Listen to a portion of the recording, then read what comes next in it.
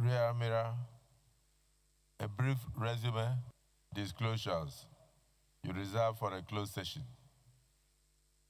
You may proceed. Your Excellency, the President of the Senate and Chairman of the National Assembly, distinguished Senator Godswill Obot Akpabio, Grand Commander of the other senators, the Special Advisor to the President on Senate Matters, Senator Bashir Lado, Commander of the Order of the Niger, Honorable Minister of Defense, His Excellency Badaru Abubakar. Good afternoon. I am Rear Admiral Ide Abbas, born on the 20th of September 1969 and hail from Kano State. I had my primary education at Gogora Primary School in Kano from 1974 to 1980. Thereafter, I proceeded to the Air Force Military School, JOS, from 1981 to 1986. I was enlisted into the Nigerian Defense Academy in September 1987 and passed out of the academy in 1993 and commissioned sub-lieutenant. I obtained a Bachelor's of Science degree in chemistry. In the course of my career, I have attended both mandatory courses and courses that enhanced my career.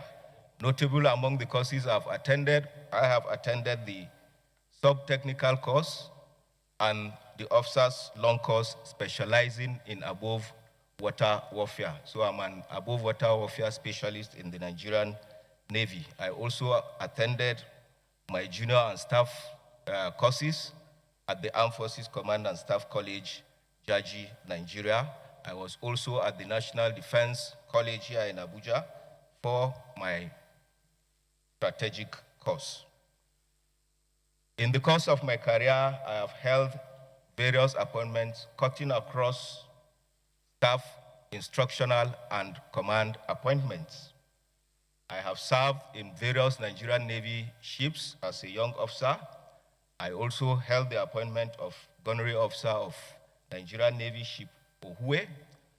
I was also an instructor at the Above Water Warfare School, where I specialized. And after that, I had the privilege of going back to my alma mater as the commanding officer of Bomber Battalion, Nigerian Defense Academy, where I played a pivotal role in shaping the next generation of Nigerian military officers who coincidentally are holding the ranks of lieutenant colonels today, most of them. I was also at JOS, Operation Safe Haven, as a sector commander, doubling also as the contingent, Nigerian Navy contingent commander. Thereafter, I had the privilege of also holding another command appointment at NIMASA, that's the Maritime and Safety Agency, as the Maritime Guard Commander, and my work there was to assist NIMASA in the enforcement of their rules and regulations, particularly helping in the arrest of erring vessels. Also, thereafter, I was appointed the task group commander of a task force which was purposely put in place to combat the menace of piracy, which was becoming a serious issue, particularly around the Bonny axis of our waters. And where within that, the period I commanded the task group, a lot of successes were recorded. I was also privileged to hold the appointment of a command admin officer at the headquarters Central Naval Command in Bayelsa. Thereafter, I was appointed as the commander of Nigerian Navy ship Victory in Calabar. As fate will have it, from Calabar, I was posted back to Yenegua as the Chief Staff Officer, Headquarters Central Naval Command, after a stint of about a year. I was reappointed the 12th Flag Officer of the same Central Naval Command, covering Bayelsa, Delta, Imo, Kogi, and Anambra states. I was also privileged to serve as the Director of Operations at the Naval Headquarters, where I oversaw the planning and execution of naval operations in maritime domain, as well as internal security operations across Nigeria. I was also privileged to have served as the Chief of Safety and Standards at the Naval Headquarters.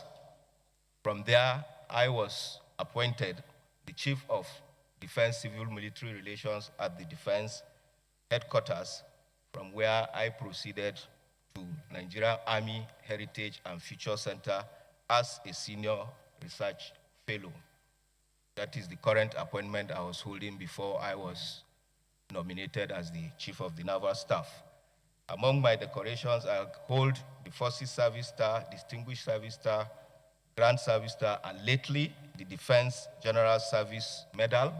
I am a member of some professional bodies, amongst which are the Nigerian Institute of Management, Institute of Professional Security.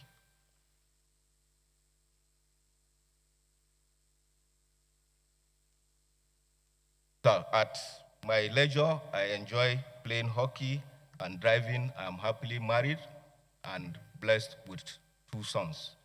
Mr. President, sir, thank you very much for this privilege.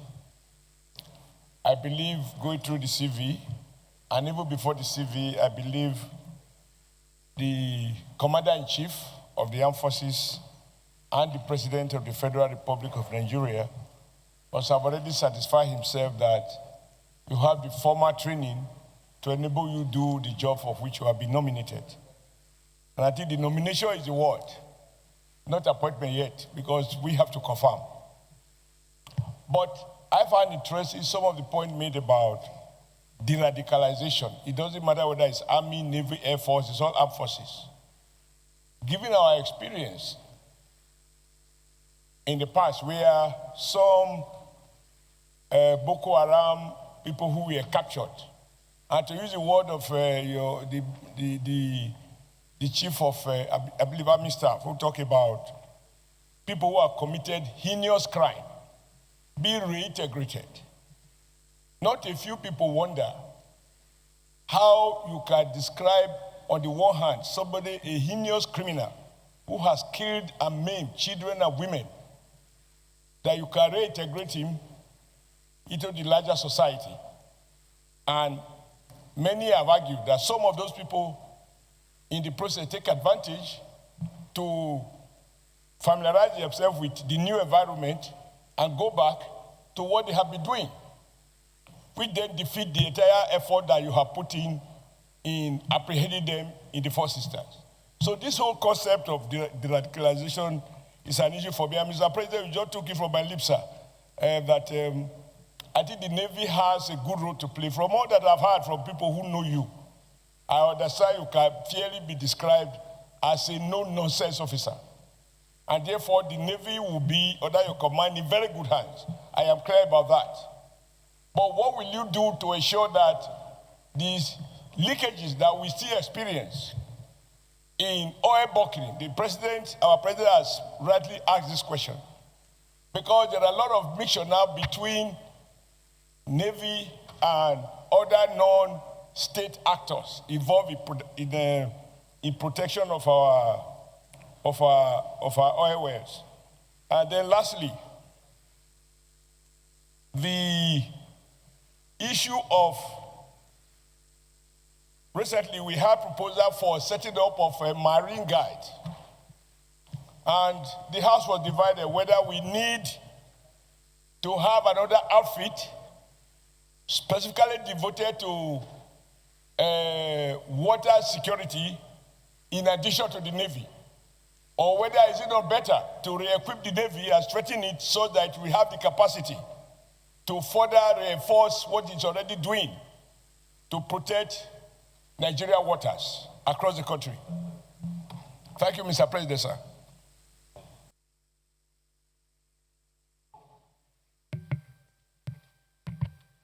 sir.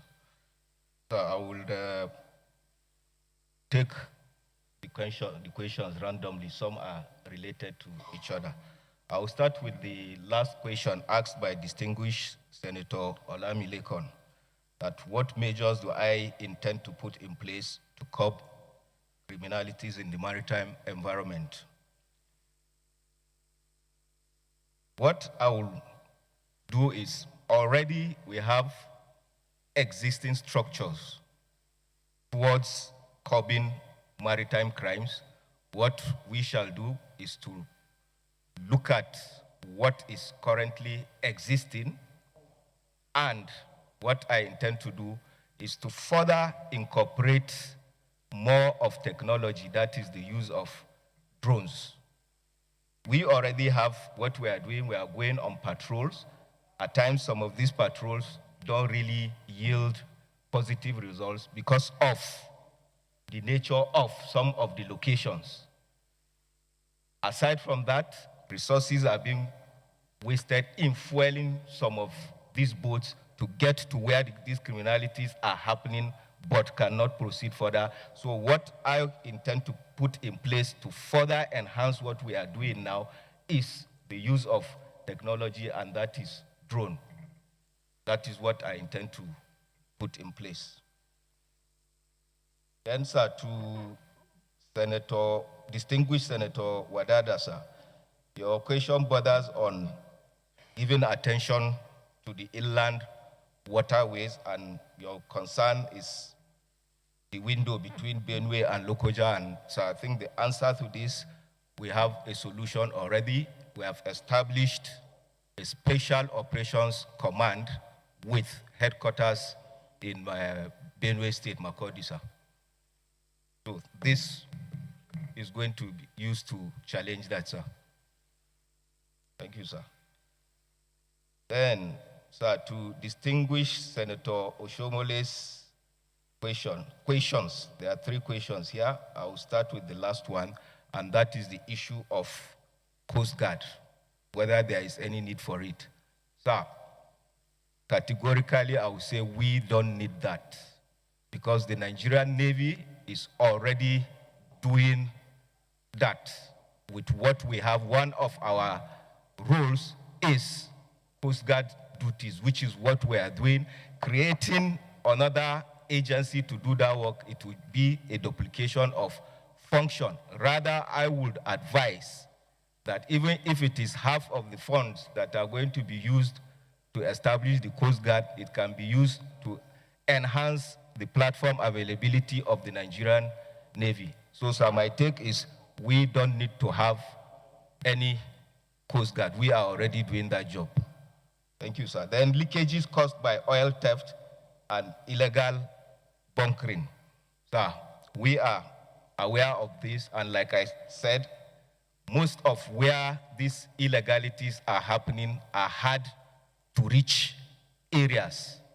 And I can say those are minimal theft, but which, if accumulated, amount to a large volume. At least out at sea, we are able to block the usage of large oil tankers, which hitherto were usually anchored at high sea, and smaller vessels are used to fuel them with the stolen cargo. So we are looking at this also. The use of this same drone technology and other technologies will help us block this more. Then, sir, the first question, the issue of de-radicalization. I totally agree with the Chief of Army Staff nominee's opinion. De-radicalizing the repentant criminals is a good way forward, but what of the moral burden? These are people that have killed, have maimed, and been integrated back into the society, to my mind, may remind relatives and family members of those that they have named to think in another direction. Those are to my own opinion, the radicalization of repentant criminals will be looked into and tweaked.